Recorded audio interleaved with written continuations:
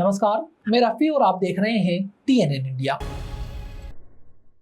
अजमेर की ऐतिहासिक और पर्यटन की दृष्टि से महत्वपूर्ण आना सागर झील को प्रदूषण से मुक्त करने की दिशा में एक महत्वपूर्ण कदम उठाया गया है। विधानसभा अध्यक्ष वासुदेव देवनानी ने मंगलवार को आना सागर के आसपास स्थित नालों के ट्रैकिंग सिस्टम के उन्नयन एवं सुधार कार्य का शिलान्यास किया। करीब 22 करोड़ 60 लाख रुपए की लागत से होने वाले इस कार्य के पूर्ण होने के बाद झील में गंदे पानी के नालों का प्रवाह पूरी तरह बंद हो जाएगा। अजमेर की ऐतिहासिक और पर्यटन की दृष्टि से महत्वपूर्ण आना सागर झील को प्रदूषण से मुक्त करने की दिशा में एक महत्वपूर्ण कदम उठाया गया है। विधानसभा अध्यक्ष वासुदेव देवनानी ने सोमवार को आना सागर झील के आसपास स्थित नालों के ट्रैकिंग सिस्टम के उन्नयन एवं सुधार कार्य का शिलान्यास किया। करीब 22 करोड़ 60 लाख रुपए की लागत से होने वाले इस कार्य के पूर्ण होने के बाद झील में गंदे पानी के नालों का प्रवाह पूरी तरह बंद हो जाएगा, जिससे झील का जल प्रदूषण कम होगा और इसकी स्वच्छता एवं प्राकृतिक सुंदरता को नया संरक्षण मिलेगा। शिलान्यास समारोह को संबोधित करते हुए विधानसभा अध्यक्ष वासुदेव देवनानी ने कहा कि आना सागर झील अजमेर की पहचान है, लेकिन लंबे समय से शहर के गंदे नालों का पानी इसमें गिरने के कारण इसका अस्तित्व और पर्यावरण प्रभावित हो रहा था। उन्होंने कहा कि पिछले करीब 50 वर्षों से नालों की स्थिति जस की तस बनी रही, लेकिन किसी भी सरकार ने नए नालों के निर्माण अथवा उनके आधुनिकीकरण की दिशा में गंभीर प्रयास नहीं किए। उन्होंने कहा कि प्रदेश की भाजपा सरकार ने इस लंबे समय से चली आ रही समस्या को प्राथमिकता देते हुए नालों के ट्रैकिंग सिस्टम के उन्नयन एवं सुधार का निर्णय लिया है। इस परियोजना के पूरा होने के बाद गंदे पानी को वैज्ञानिक तरीके से डाइवर्ट किया जाएगा और वह सीधे आना सागर झील में नहीं गिरेगा। इससे झील के पानी की गुणवत्ता में सुधार होगा और पर्यावरण संरक्षण को भी मजबूती मिलेगी। देवनानी ने कहा कि सरकार केवल विकास कार्यों की घोषणा तक सीमित नहीं है, बल्कि उन्हें धरातल पर उतारने का काम भी कर रही है। आना सागर झील के संरक्षण और सौंदर्यीकरण के लिए लगातार योजनाबद्ध तरीके से कार्य किए जा रहे हैं, ताकि आने वाली पीढ़ियों को स्वच्छ और सुरक्षित जलाशय मिल सके। आना सागर झील हमारी प्राचीन झील है, हम सबके गौरव का केंद्र है। पिछले कुछ वर्षों में ये ज़्यादा प्रदूषित होती गई, मुद्दे भी उठे, तो मेरा एक मानना था कि इस पे राजनीति न करके इसको किस प्रकार से हम प्रदूषण इसका नियंत्रण कर सकें, जल की गुणवत्ता बढ़ाएं और साथ में जो गंदे नाले हैं इसका पानी इसमें न गिरे। इसके लिए मैं अधिकारियों के साथ बैठा, अधिकारियों के साथ अजमेर में प्रमुख 14 नाले इस क्षेत्र के ऐसे आए जिसका पानी आना सागर में गिरता था। 6 छोटे छोटे नाले थे, वो इन 14 में कवर हो जाते हैं। इनको एक ट्रैक दे करके इस पानी को किस तरह से STP तक ले जाया जाए तक गंदा पानी न गिरे, इसके लिए 22.6 करोड़ की योजना बनी, जिसका अभी अपन ने शिलान्यास कर रहे हैं। तो उसके बाद मुझे लगता है 6 महीने में लगभग हम इस काम को कर पाएंगे और प्रशासन ऐसा कहा है। उसके बाद गंदा पानी नहीं गिरेगा तो हम जल कुंभी से भी निजात मिलेगी और बाकी भी जो समस्या है उससे भी निजात मिलेगी। तो इसमें मैं जनता से भी अपील करूंगा कि इसमें गंदगी न गिराएं। उस आधार पर जनता और प्रशासन दोनों सहयोग करके आगे बढ़े, तो इस पर कोई राजनीति करने से ये शुद्ध नहीं होने वाली। अभी मैंने देखा पिछले दिनों कुछ राजनीति का केंद्र बनते गए, नहीं कुछ लोगों ने तो इसके सफाई अभियान किया, कुछ लोगों ने बंद कराया। ये लोकतंत्र है, मैं उन पर कोई क्वेश्चन नहीं उठाता, लेकिन मैं सबको कहता हूँ इसके शुद्धिकरण के किसी के पास कोई सुझाव हो वो सादर आमंत्रित है। मैं इसको स्वीकार करके इसको और जोड़ने की कोशिश करूंगा, क्योंकि हमारा लक्ष्य धीरे धीरे अजमेर को झीलों की नगरी कहलाने तक ले जाना है। उस पर हमने चौरेसावास का तो काम शुरू कर दिया और वरुण सागर का भी काम बहुत जल्दी शुरू होने वाला है। और दोनों सागरों में, वरुण सागर और अन्ना सागर में डीसिल्टिंग के काम, जो किसी तरह का कहीं कोई आपत्ति नहीं है, उसे गहरा करना, इसमें किसी को क्या आपत्ति हो सकती है। तो उसमें 10.5 करोड़ तो अन्ना सागर के लिए और लगभग टोटल तो 31 करोड़ है वरुण सागर के, लेकिन वो ठेठ आगे तक है। प्रॉपर वरुण सागर में तो शायद 5-7 करोड़ ही खर्च होंगे। ये दोनों मिलकर के कैचमेंट एरिया बढ़ेगा, पानी बढ़ेगा, वरुण सागर का बढ़ेगा तो पीने का पानी भी उससे अधिक ले पाएंगे। तो हम और भी आवश्यकता पड़ी तो एसटीपी और भी हम स्थापित करेंगे। अभी वर्तमान जो एक एसटीपी विचाराधीन है वह भी अगले महीने के अंत तक पूर्ण होकर के शुद्ध पानी देगा और दोनों एसटीपी के हर महीने में एक बार हम उसका केमिकल जांच करवाते रहे। नाबालिग बच्ची को बेचने के सनसनीखेज मामले में जिला प्रशासन ने सोमवार को बड़ी कार्यवाही करते हुए आरोपियों के कथित अवैध मकानों को ध्वस्त कर दिया। यह कार्यवाही दरगाह थाना क्षेत्र से जुड़े मामले में की जा रही है। प्रशासन ने अंदरकोट और नई सड़क क्षेत्र स्थित 2 स्थानों पर ध्वस्तीकरण अभियान शुरू किया, जहाँ किसी भी अप्रिय स्थिति से निपटने के लिए भारी पुलिस बल तैनात रहा।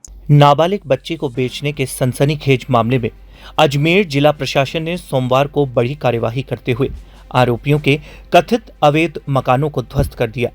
यह कार्यवाही दरगाह थाना क्षेत्र से जुड़े मामले में की जा रही है। प्रशासन ने अंदरकोट और नई सड़क क्षेत्र स्थित 2 मकानों पर ध्वस्तीकरण अभियान शुरू किया, जहां किसी भी अप्रिय स्थिति से निपटने के लिए भारी पुलिस बल तैनात किया गया। प्रशासन की ओर से अंदरकोट और नई सड़क क्षेत्र में स्थित 2 मकानों पर एक साथ ध्वस्तीकरण की कार्यवाही की गई। पूरे क्षेत्र को पुलिस छावनी में तब्दील कर दिया गया। मौके पर वरिष्ठ प्रशासनिक अधिकारी, नगर निगम के अधिकारी तथा पुलिस प्रशासन के अधिकारी मौजूद रहे। कार्यवाही के दौरान सुरक्षा व्यवस्था के व्यापक इंतजाम किए गए ताकि कानून व्यवस्था बनी रहे। नगर निगम अधिकारियों ने बताया कि उन्हें संबंधित मकानों की जांच के लिए एक पत्र प्राप्त हुआ था। जांच में सामने आया कि दोनों मकान सरकारी भूमि पर निर्मित पाए गए। साथ ही भवन निर्माण की कोई वैध स्वीकृति भी उपलब्ध नहीं मिली। इसी आधार पर नियमानुसार दोनों मकानों को ध्वस्त करने की कार्यवाही की जा रही है। कार्यवाही के दौरान किसी भी संभावित विरोध या अप्रिय स्थिति से निपटने के लिए क्षेत्र में बड़ी संख्या में पुलिस बल तैनात किया गया। पुलिस ने पूरे इलाके की घेराबंदी कर सुरक्षा व्यवस्था संभाली और आमजन की आवाजाही पर भी आवश्यक निगरानी रखी। प्रशासन ने इस कार्यवाही को राज्य सरकार के अपराधियों में डर, आमजन में विश्वास अभियान का हिस्सा बताया। अधिकारियों का कहना है कि संगठित एवं गंभीर अपराधों में शामिल लोगों के खिलाफ कानून के दायरे में सख्त कार्यवाही लगातार जारी रहेगी और किसी भी अपराधी को बख्शा नहीं जाएगा। आरोपित महिलाएं थी जो वुमेन ट्रैफिकिंग में शामिल थी। उनमें से एक आरोपित महिला का मकान यहाँ पे है जो नगर निगम की संपत्ति पर अवैध रूप से बना हुआ था, उसको डिमोलिश करने की कार्रवाई की जा रही है। और भी है? हाँ, इसके बाद एक और है, उसको भी चिन्हित किया गया, उसको भी डिमोलिश करने की कार्रवाई की जाएगी। इस तरह से अभियान के तहत क्या संदेश दिया जा रहा है? अभियान एक्चुअली मुकदमा दर्ज था, मुकदमे में ह्यूमन ट्रैफिकिंग से रिलेटेड कुछ गंभीर धाराओं में प्रकरण पंजीबद्ध किया गया था। उन तथाकथित ह्यूमन ट्रैफिकर को अरेस्ट भी किया गया था। अब उनकी प्रॉपर्टी के बारे में मालूमात किया गया, तो यहाँ पे नई सड़क पे उनकी प्रॉपर्टी अवैध रूप से बनी हुई होना पाया है।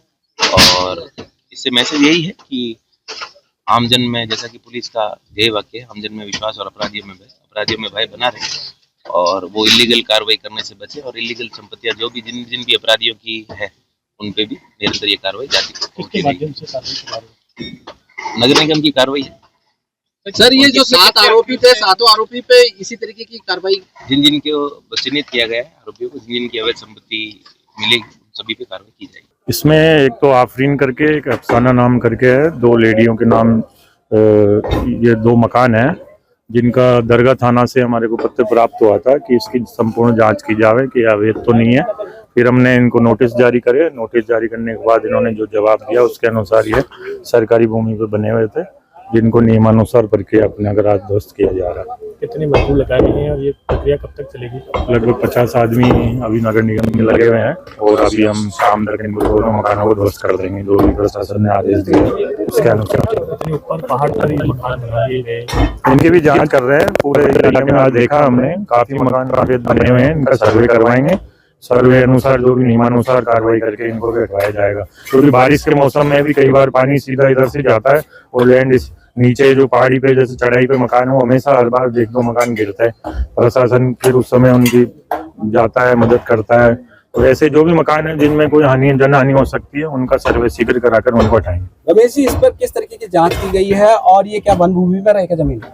ये सरकारी भूमि है जिसमें 3 विभाग है। वन भूमि एक खसरा है वन भूमि का, और नगर निगम का ADA के नाम, पर इनके द्वारा न तो कोई निर्माण स्वीकृति मिली, न कोई रजिस्ट्री मिली, न कोई दस्तावेज मिले, ऐसे मकान बना रखा है। बिजली का कनेक्शन भी लगा हुआ है? हाँ, बिजली का कनेक्शन, पानी की कनेक्शन, ये सब है। बिजली कनेक्शन ये तो आजकल मूल सुविधाएं, लोग कहने का मतलब इनको कनेक्शन वगैरह मिल जाते हैं। उनके लिए भी लिखेंगे हम कि सरकारी भूमि पे कोई कनेक्शन ना जारी करें, बिजली विभाग और पानी प्रवृत्ति से जुड़े हुए थे, इसलिए तो कारगिल विजय दिवस के अवसर पर विश्व प्रसिद्ध अजमेर शरीफ दरगाह में भारत माता के वीर सपूतों को खिराज अकीदत पेश किया गया। सुल्तान उल हिंद हज़रत ख्वाजा मोइनुद्दीन हसन चिश्ती की बारगाह में अहले वतन ने देश की सलामती, अमन, तरक्की और भारतीय सेना की मजबूती के लिए विशेष दुआ की। कारगिल विजय दिवस के अवसर पर विश्व प्रसिद्ध अजमेर शरीफ दरगाह में भारत माता के वीर सपूतों को खिराज ए अकीदत पेश किया गया। सुल्तानुल हिंद हजरत ख्वाजा मोइनुद्दीन हसन चिश्ती रहमतुल्लाह अलैहि की बारगाह में अहले वतन ने देश की सलामती, अमन, तरक्की और भारतीय सेना की मजबूती के लिए विशेष दुआ की। दरगाह के खादिम शेखज़दा दौलत अली ने बताया कि 26 जुलाई 1999 को भारतीय सेना ने अदम्य साहस और शौर्य का परिचय देते हुए कारगिल युद्ध में पाकिस्तान सेना को करारी शिकस्त देकर ऐतिहासिक विजय हासिल की। उन्होंने कहा कि ऑपरेशन विजय के तहत भारतीय जवानों ने करीब 60 दिनों तक बर्फीली और दुर्गम चोटियों पर संघर्ष करते हुए देश का गौरव बढ़ाया, जिनकी याद में हर वर्ष 26 जुलाई को कारगिल विजय दिवस मनाया जाता है। इस अवसर पर दरगाह में भारतीय सेना के जज्बे, बहादुरी और बलिदान को सलाम करते हुए शहीदों को श्रद्धांजलि अर्पित की गई तथा देश की एकता, अखंडता, खुशहाली और सेना की निरंतर सफलता के लिए विशेष दुआ मांगी गई। मैं हाजी शेखज़दा दौलत अली चिश्ती गद्दी नशीन खाजिम ख्वाजा साहब बारगाह हुजूर की नमाज में सबसे पहले आज 26 जुलाई के दिन कारगिल दिवस है। आज के दिन हमारे मुल्क हिंदुस्तान ने ऑपरेशन विजय किया था और कारगिल में बर्फीली पहाड़ियों पर चढ़ के शहादत का जाम नोश करके हमारे मुल्क हिंदुस्तान को फतेहाबी दिलाई थी। आज 26 जुलाई के दिन हम तमाम जितने भी शहीद हुए उन सबको खराज अकीदत पेश करते हैं और उनकी फैमिली की दुआ करते हैं। मौला गरीब नवाज अपने फजल, अपने करम से उन सबको तस्कीन अता फरमाए, राहत अता फरमाए, हमारे मुल्क हिंदुस्तान को बुलंदी और तरक्की अता फरमाए।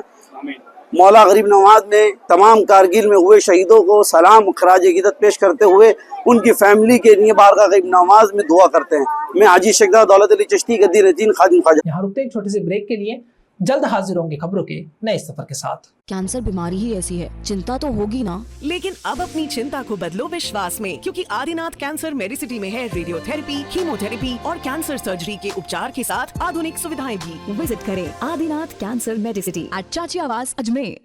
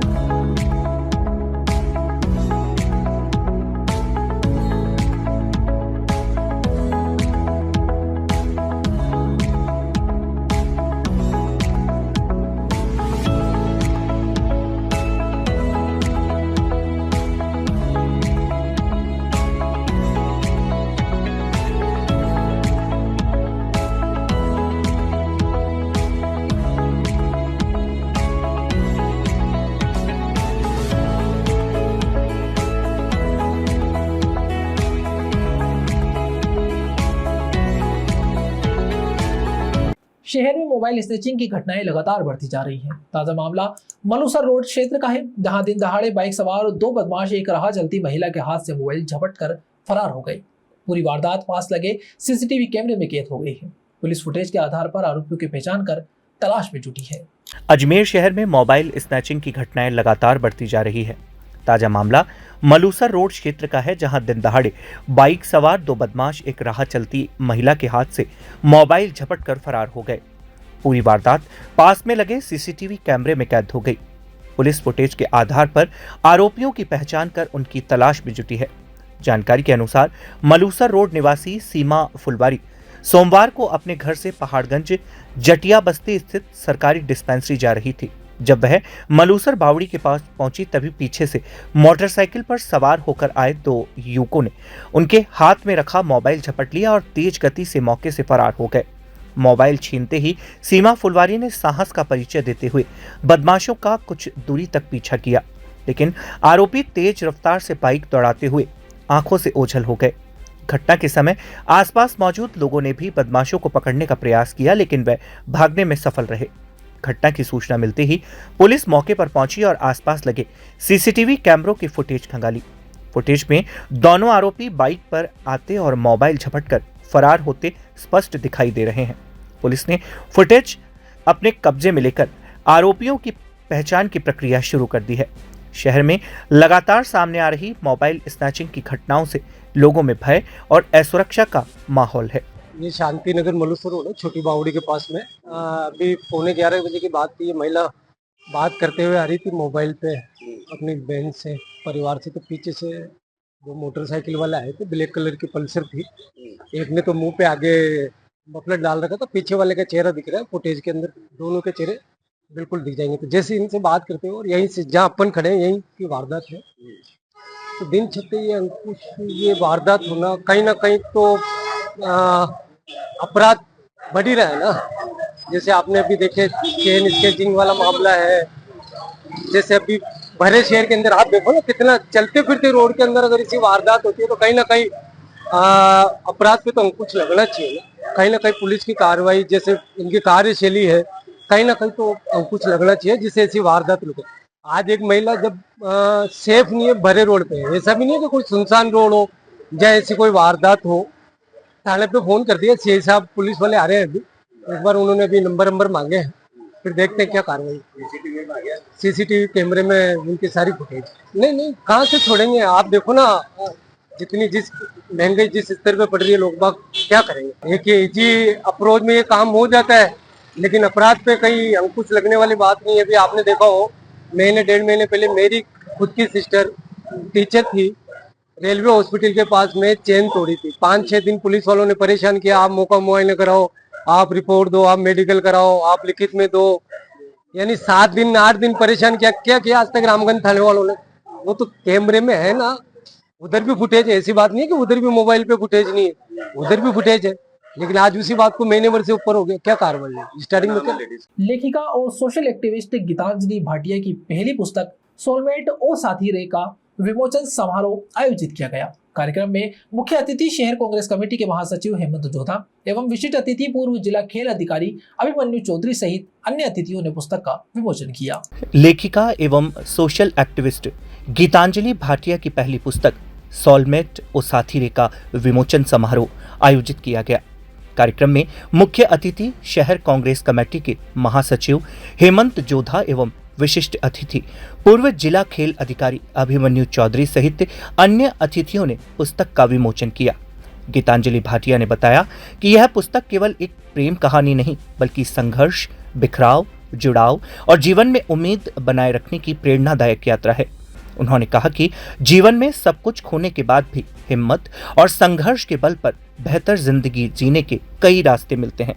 उन्होंने पाठकों से पुस्तक पढ़ने, अपने अनुभव साझा करने और इसे अधिक से अधिक लोगों तक पहुंचाने की अपील की।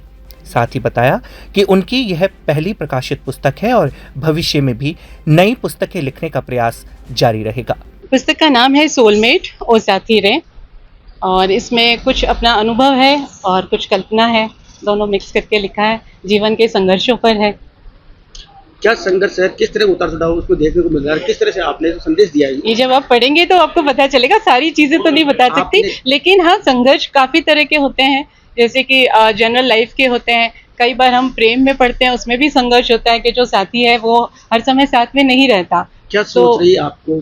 लिखना एक्चुअली हॉबी है, काफ़ी टाइम पहले से भी लिखती आई हूँ, बट और मैं एक्सप्रेसिव नहीं हूँ, इंट्रोवर्ट हूँ, तो बोल नहीं पाती ज़्यादा, इसलिए लिखती हूँ।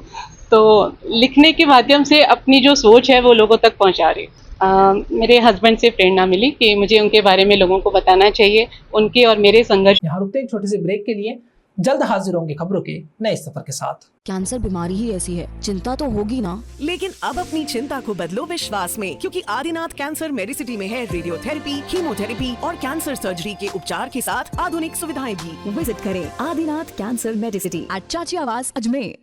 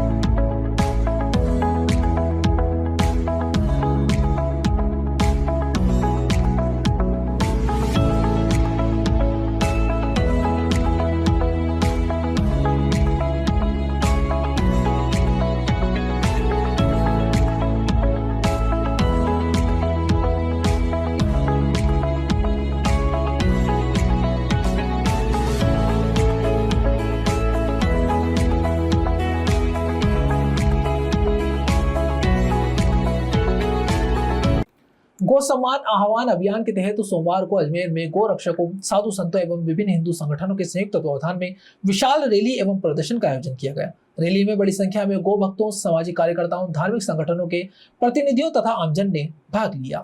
गौ सम्मान आह्वान अभियान के तहत सोमवार को अजमेर में गौ रक्षकों, साधु संतों एवं विभिन्न हिंदूवादी संगठनों के संयुक्त तत्वावधान में विशाल रैली एवं प्रदर्शन का आयोजन किया गया। रैली में बड़ी संख्या में गौ भक्तों, सामाजिक कार्यकर्ताओं, धार्मिक संगठनों के प्रतिनिधियों तथा आमजन ने भाग लिया। प्रदर्शनकारियों ने गौ हत्या पर देश भर में पूर्ण प्रतिबंध लगाने तथा गौ माता को राष्ट्रमाता का दर्जा दिए जाने की मांग को लेकर राष्ट्रपति, प्रधानमंत्री, राजस्थान के राज्यपाल एवं मुख्यमंत्री के नाम जिला कलेक्टर को ज्ञापन सौंपा। रैली शहर के विभिन्न मार्गों से होकर निकली। इस दौरान प्रतिभागियों ने गौ संरक्षण के समर्थन में नारे लगाए और लोगों से गौ सेवा एवं गौ संवर्धन के लिए आगे आने का आह्वान किया। रैली में शामिल साधु संतों ने कहा कि भारतीय संस्कृति में गौ माता का विशेष धार्मिक, सांस्कृतिक और आर्थिक महत्व है, इसलिए गौवंश की रक्षा करना प्रत्येक नागरिक का नैतिक दायित्व है। ज्ञापन में मांग की गई कि देश भर में गौ हत्या पर प्रभावी और कठोर कानून लागू किया जाए, अवैध गौ तस्करी पर सख्त कार्यवाही हो तथा गौशालाओं के संचालन और संरक्षण के लिए पर्याप्त आर्थिक सहायता उपलब्ध कराई जाए। साथ ही गौवंश के संरक्षण एवं संवर्धन के लिए राष्ट्रीय स्तर पर ठोस नीति बनाई जाए। आंदोलनकारियों ने बताया कि गौ सम्मान आह्वान अभियान के तहत देश भर में व्यापक जन जागरण अभियान चलाया जा रहा है। इसी क्रम में करोड़ों नागरिकों के हस्ताक्षर एकत्रित किए गए हैं, जिन्हें अभियान के माध्यम से देश के सर्वोच्च संवैधानिक पदों पर आसीन प्रतिनिधियों तक पहुंचाया जा रहा है। उनका कहना था कि यह अभियान किसी एक संगठन तक सीमित नहीं है, बल्कि गौ संरक्षण के प्रति जन भावनाओं को सरकार तक पहुंचाने का प्रयास है। वंदे गौ मातरम, जय गौ माता, जय गोपाल। हिंदुस्तान में जो 80 लाख गौ माताओं की प्रतिदिन हत्या होती जा रही है, उन हत्याओं को मिटाने के लिए सभी सनातनियों ने गौ सम्मान आह्वान अभियान का उद्घोष किया है। विगत 27 अप्रैल को हर तहसील से 5000 हस्ताक्षर के अनुरूप में 5 करोड़ हस्ताक्षर राष्ट्रपति महोदय, प्रधानमंत्री महोदय, मुख्यमंत्री जी और राज्यपाल को सौंपेंगे। 3 महीने इंतजार किया, कोई प्रतिक्रिया नहीं आई, तो दोबारा उसी रूप में आज 27 जुलाई को 15 करोड़ हस्ताक्षर यानी हर जिले से 5-5 लाख हस्ताक्षर का एक टारगेट निश्चित किया है, कलेक्टर महोदय को सौंपे गए हैं। हमारी मुख्यतः 3 मांगे हैं। सबसे पहला, 100 करोड़ सनातनी जिस हिंदुस्तान में हैं, उनकी जो आस्था का केंद्र है भगवती गौ माता, उस गौ माता की हत्या संपूर्ण रूप से हिंदुस्तान में बंद हो। दूसरा, जिस गाय को हम मां मानते हैं, उस गाय माता को राष्ट्र माता का एक सम्मानजनक पद मिले। और तीसरा, एक गौ मंत्रालय बने जिसमें गौ आधारित कृषि, गौ आधारित प्रोडक्शन और गौ से संबंधित जो भी कार्य है वो सभी कार्य किए जाएं। चरागाहों को मुक्त किया जाए, चारा पर नीति बनाई जाए। इस प्रकार से हमारी जो मांग है, आज हमने शांतिपूर्ण तरीके से जो विजय मंत्र है श्री राम जय जय राम, उसका उद्घोष करते हुए संपूर्ण अजमेर के अंदर रैली निकाली है। शांतिपूर्ण तरीके से हमने एक पूरा का पूरा राष्ट्रपति महोदय, प्रधानमंत्री जी, मुख्यमंत्री, राज्यपाल जी के नाम कलेक्टर महोदय को हमने हमारा पूरा का पूरा प्रार्थना पर सौंपा है। और विशेष रूप से आग्रह यही है कि जब तक गौ नहीं बचेगी, राष्ट्र नहीं बचेगा, राष्ट्र नहीं बचेगा तो हम नहीं बचेंगे। इसी आशा के साथ, ताकि गौ माता को जल्दी से जल्दी राष्ट्र माता बनाए और गौ हत्या जैसा जो कलंक है इस दुष्प्रथा मिट जाए, इसी कामना के साथ जय गौ माता, जय गौ माता। सबसे पहले सभी को जय गौ माता। सबसे पहले सभी को जय गौ माता। प्रधानमंत्री जी से, राज्यपाल जी से, हमारे जो भी पदाधिकारी हैं, उनसे हाथ जोड़ के विनम्र निवेदन है, हम जो लोग हैं कोई ऐसी मांग नहीं कर रहे हैं जो हमारे प्रधानमंत्री पूरा नहीं कर सकते। हमारी अनगिनत तरीके से जो गौ माता कट रही है, जिनकी हत्याएं हो रही हैं, सिर्फ उन्हें रोकने के लिए हमारी कोई ऐसी मांग नहीं है जिसे वो पूर्ण नहीं कर सके। हमारा गौ सम्मान आह्वान जो चल रहा है, सिर्फ हमारा राष्ट्रमाता गाय को राष्ट्रमाता अगर घोषित कर दिया जाएगा, सिर्फ उनके लिए एक साइन है जो शांतिपूर्वक हम लोग मांग कर रहे हैं। उससे हम लोगों को ये फायदा है कि उसकी रक्षा करना हमारे लिए बहुत ही आसान हो जाएगा। हमारे जो बच्चे बेवजह पकड़े जाते हैं गौ रक्षा के लिए, उन पर झूठे आरोप लगा के बंद कर दिए जाते हैं, उनकी देखरेख कौन करेगा? और ये इतना कोई मुश्किल कार्य नहीं है प्रधानमंत्री से, मंत्री जी के लिए कि वो इस कार्य को नहीं कर सके। कोई ऐसी मांग नहीं है हमारे बच्चों की, हमारे जो देशभक्तों की, गौ भक्तों की, जिस कारण से कि वो अनुचित हो या कुछ अपने स्वार्थ के लिए। हमारे जो सनातन धर्म के लिए गौ माता हमारे लिए माता समान है और रहेगी। हम चाहते हैं वही पूरे देश के लिए गौ माता हो। राजस्थान पुलिस के अतिरिक्त पुलिस महानिदेशक हवा सिंह घुमरिया ने सोमवार को विश्व प्रसिद्ध तीर्थ नगरी पुष्कर पुलिस थाने का निरीक्षण किया। इस दौरान उन्होंने थाने की कार्यप्रणाली, अपराधों के स्वरूप, यातायात व्यवस्था, रात्रिकालीन गश्त, पर्यटकों की सुरक्षा और कानून व्यवस्था से जुड़ी व्यवस्थाओं की विस्तृत समीक्षा की। राजस्थान पुलिस के अतिरिक्त पुलिस महानिदेशक एडीजी हवा सिंह घुमरिया ने सोमवार को विश्व प्रसिद्ध तीर्थ नगरी पुष्कर पुलिस थाने का निरीक्षण किया।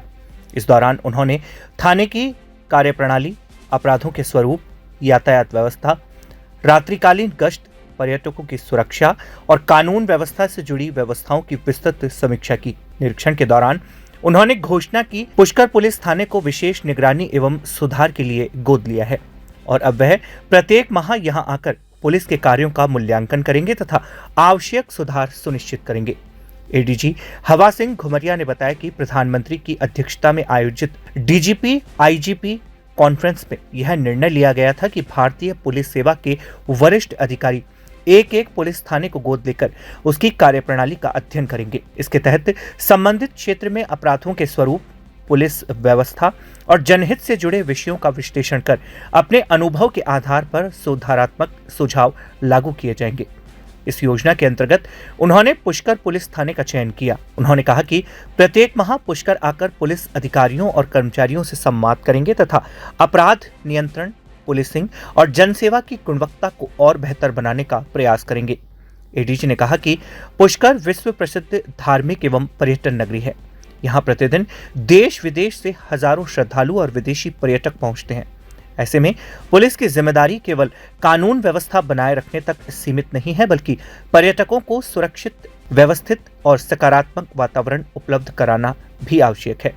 उन्होंने कहा कि प्रयास रहेगा कि पुष्कर आने वाला प्रत्येक विदेशी पर्यटक यहां से सुरक्षित, संतुष्ट और अच्छी छवि लेकर लौटे, जिससे अंतर्राष्ट्रीय स्तर पर पुष्कर की प्रतिष्ठा और अधिक मजबूत हो।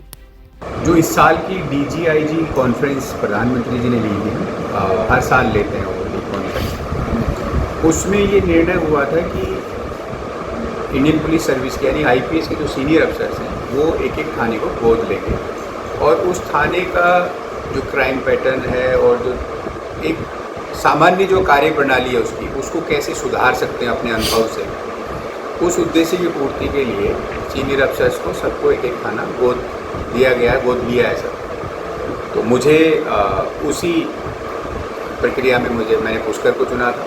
तो पुष्कर थाना जो है, मैं ये कहूँगा कि मैं हर महीने यहाँ पे आऊँगा, यहाँ के कामकाज को और बेहतर करने की कोशिश करूँगा। स्टाफ से बात करके क्राइम से, या चाहे वो ट्रैफिक की व्यवस्था है, नाइट पेट्रोलिंग है, और चूँकि पुष्कर अपना इंटरनेशनल मैप पे है टूरिज्म पॉइंट ऑफ व्यू से, तो भारत में आने वाला विदेशी नागरिक जो पुष्कर आता है वो एक अच्छी पिक्चर यहाँ की लेके जाए और एक साफ़ सुथरी छवि यहाँ से लेके जाए, ताकि यहाँ का टूरिज्म और बढ़े, उसकी और भी प्रयास रहेगा कि उसको हम ठीक करना। जैसे कई तरीके की समस्या है, घाटों पे काफ़ी समस्या है, यातायात की व्यवस्था है, उसको किस तरीके से?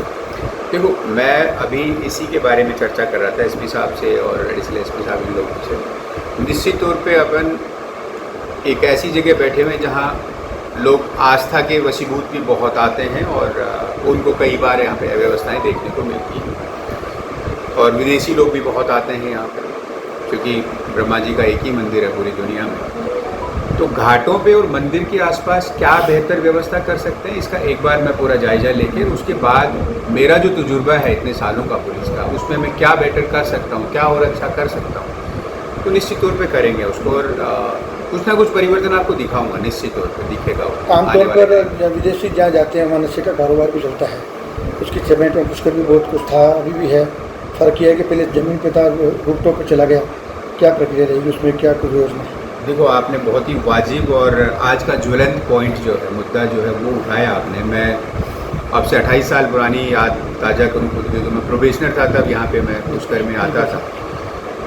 मैं यही किस्से इनको सुना रहा था कि तब भी यहाँ पे नशे की चीज़ें होती थी और आज भी होती हैं, तो हमें इसको कैसे कंट्रोल करना है। तो मैं इतना ही आज कहूँगा कि आपको सुधार दिखेगा उसमें, और आपके माध्यम से पुष्कर की जनता से, अजमेर की जनता से रिक्वेस्ट करूँगा कि कहीं भी कोई इस तरह की अवैध गतिविधि आपको दिखती है तो मेरा नंबर जो है वो आप मतलब 25 साल से एक ही नंबर है, तो ज़्यादातर लोगों को पता है, यहाँ IGP का तब भी आप सीधे मुझे कॉल करोगे, मैं तत्काल उस पर रिस्पॉन्स दूंगा आपको और मैं कार्रवाई कराऊंगा। जो हमारे तरीके हैं उन पे निश्चित तौर पे कार्रवाई करके इसमें कुछ ना कुछ अंकुश आपको नज़र आ जाएगा। ये अभी हमारी टॉप प्रायोरिटीज़ हैं, उनमें से एक है नशे के खिलाफ कार्रवाई, और आप देख भी रहे होंगे कि पुलिस मुख्यालय के लेवल से बहुत बड़े बड़े अभियान चल रहे हैं, बहुत सारी कार्रवाइयाँ हो रही हैं।